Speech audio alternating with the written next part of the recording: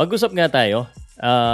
Pag-usapan po natin yung totoong pag-asa po ni Marlon Tapales sa laban niya kay Naoya Inoue. Malapit na, no? December 26. At meron din po akong mga sagot po at mensahe po dyan sa mga nagme-message po sa akin na naghahamon po ng talpakan dito kay Inoue. Ito, pakinggan niyo po ito ha. Dahil sa totoo lang, mga wala kayong kayo yata mga takot talaga eh. Pag-usapan po natin kung bakit ko sinabi to.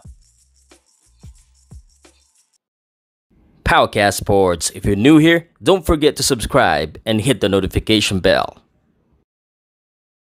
This content is presented by Arena Plus, Astig sa Sports. Okay.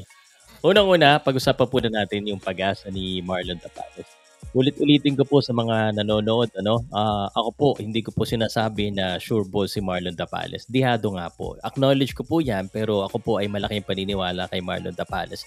May pag-asa po siya dahil simple po may lakas din po yung kanyang suntok. At ito po ang isa pong senyales, masyado niyong pinagmamalaki yung lakas ni Naoya Inoue. Yes, malakas, pero nakita niyo naman dito. Ibig sabihin, natatamaan din ng monster. Kita niyo yung black eye na yan.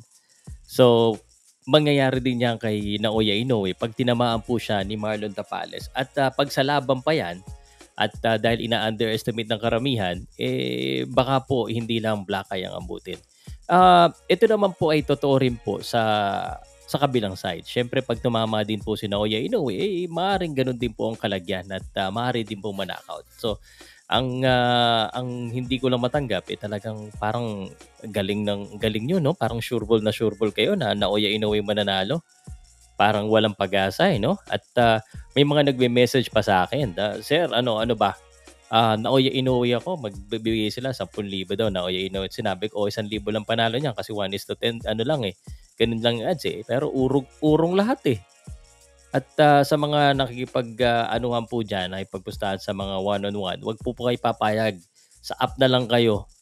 No? Doon sa Arena Plus na lang, dito po sa send na lang kayo. Sagod ko pa yung 100 yung kung sakaling 100 lang. Kaso, kailangan po game responsibly po kayo dyan. Wag po kayo papayag dyan sa mga naghahamon na ang yayabang maghamon. Tinignan mo yung mga profile, tingnan natin kung may ipuposta talaga. Para namang wala naman. No? Malaki na po ang aking ininvest dito dahil naniniwala ako na babalik to sa atin. Whether manalo o matalo, babalik at babalik ito.